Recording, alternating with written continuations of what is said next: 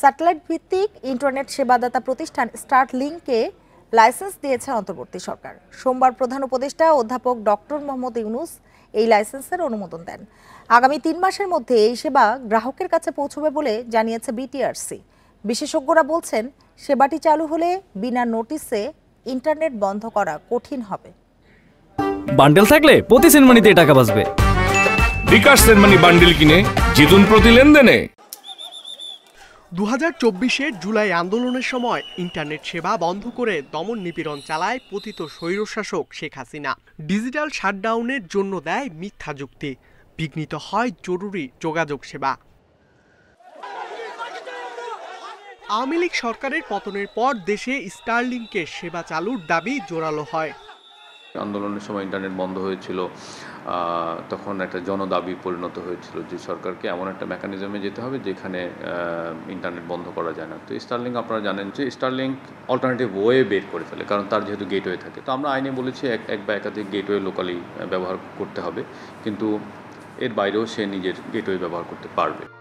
অন্তর্বর্তী সরকার গঠনের পর স্পেসএক্সের প্রতিষ্ঠাতা ইলন মাস্ককে ফোন করে বাংলাদেশে স্টারলিংকের সেবা চালুর আহ্বান জানান প্রধান উপদেষ্টা অধ্যাপক মোহাম্মদ ইউনুস। নিয়ন্ত্রক সংস্থা বিটিআরসি তৈরি করে নন জিও স্টেশনারি অরবিট স্যাটেলাইট সেবার নীতিমালা।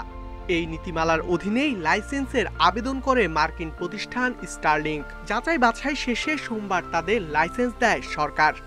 প্রথমে বিদায় নিবন্ধন নিয়েছে, বিদায় নিবন্ধন পাওয়ার পরে স্টারলিংক বিটিআরসিতে আবেদন করেছে। সেই আবেদনটা বিটিআরসি অ্যাপ্রুভ করেছে, মন্ত্রণালয় এটা অ্যাপ্রুভ করেছে।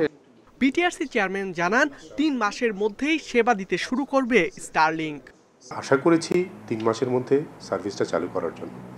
সেই লক্ষ্যে আমরা তো রেগুলেটর, সেই লক্ষ্যে আমরা কাজ করেছি। দ্রুততম সময় আমরা যেটুকু কাজ করেছি ওদেরকে বলবো লাইসেন্সের ফিটি এইসব জমা দেওয়ার জন্য, করলে আমরা লাইসেন্স দিয়ে দিব। তারপর যত দ্রুততার সাথে তারা এই সংযোগ স্থাপন করতে পারে।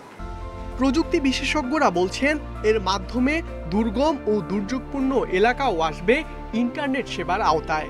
একটু দুর্গম এলাকাগুলোতে, প্রত্যন্ত অঞ্চলে যেখানে ভালো ইনফ্রাস্ট্রাকচার নাই, যেখানে আপনার 4G নাই, 3G নাই ক্ষেত্র বিশেষে, যেখানে ফিক্সড ব্রডব্যান্ড নাই, সেই জায়গাগুলোতে এখন মানুষ আসলে ইন্টারনেট ভালো ইন্টারনেট পায় না একেবারেই।